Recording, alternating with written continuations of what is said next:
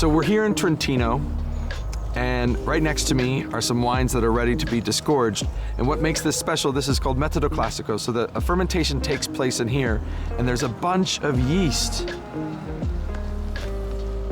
right down here at the bottom that has to get out. So what we're learning to do today is this special technique called Disgorgement, or as I say it, Disgorgement.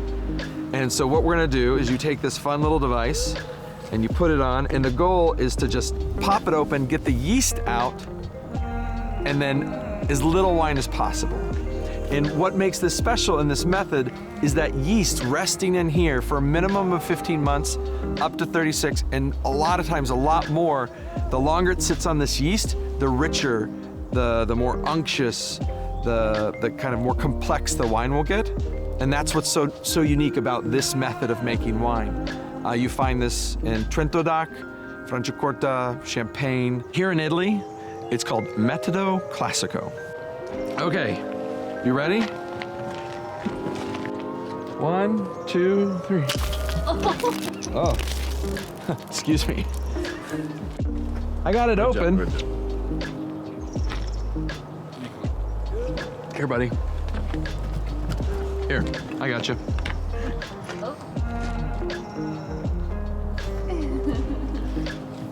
Good? Really good. Edo, as you can see, half the bottle is gone now. This is not the proper way to disgorge a bottle of sparkling wine. This is the proper way, so step by step. So you put it under your belly. Like this.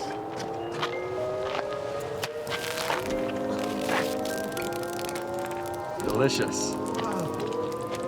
If you want to drink. I do.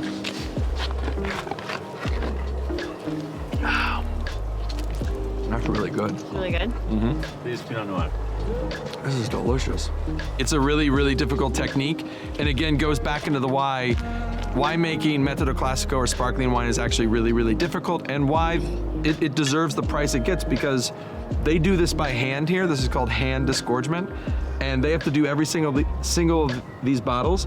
A little wine goes out, they put a little back in, and that's sparkling wine in a nutshell, or Metodo Classico, which is really, really unique.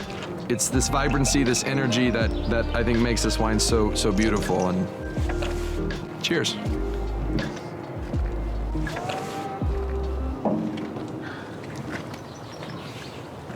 I'm not gonna break the glass.